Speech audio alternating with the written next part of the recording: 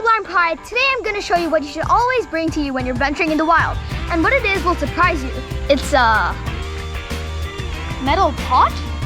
It can be used for cooking food or purifying water, which is what we're going to be demonstrating today. Let's go. But first, we must find a running source of water, because that's where we're gonna find clean water.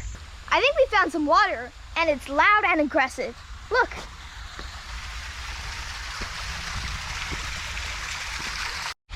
Once we have opened the can, we have to then fill it up with the near fresh water.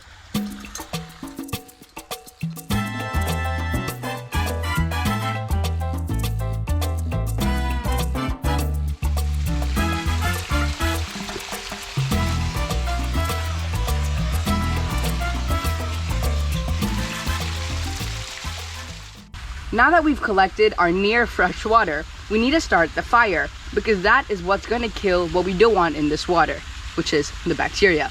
Let's go. Now it's time to gather materials to create the fire. And what we need is dry tinder. Now let's revive the primitive skills our ancestors once had. This seems to be a dead tree, so this will be perfect. And it's quite dry. Let's use it.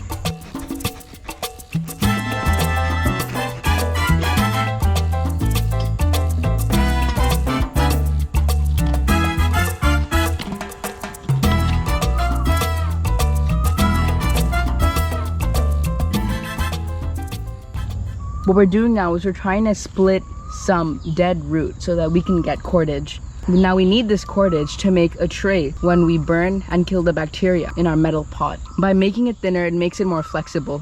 What I'm trying to do is I'm trying to make a structure where it's like a tray where I can put on top of the fire in order to burn the pot. So just trying to find, I'd say about like 6 inches is good enough.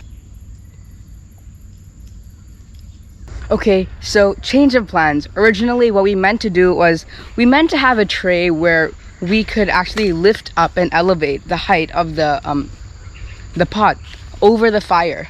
But I think now we're just gonna have to manually lift it up with a stick or something like that, because it's just really hard to weave and I don't know how to weave. I've just got to expose what happens behind the camera. Stuff like this happen, but it's not bad, you know? Everyone learns from these experiences. Man, I am really thirsty right now and I would really like to have a drink. We did bring some water. That's the truth. We did bring some water from home, but we made a promise that we're not gonna have any of the water until we get this fire started and until we can actually have the natural water that we collected at the water fountain. So that other water is just meant for safety, but I know that I'm not gonna die of thirst here. What you see there, that white thing, is cotton that we got from home. Now it's super handy to get cotton because it is super flammable. Whether it's a makeup pad or anything else, it's always handy to get cotton. So that's what we've done. It's good to start a fire and it's good to sustain a fire.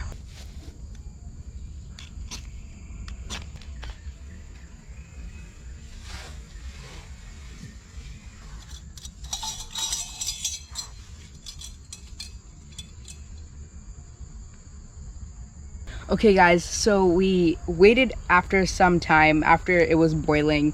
It was really hot and I couldn't hold the lid anymore, so I had to use a stick. But we've let it cool down for about 3 to 4 minutes now, so it's not boiling anymore. Looks about clean, but it's a bit hot, Oh wait, it's a bit hot. Dude, holy crap, that tastes like home water. This will let you survive. This will save you. Wanna try some? Sure. It's a bit hot, be careful. Yeah.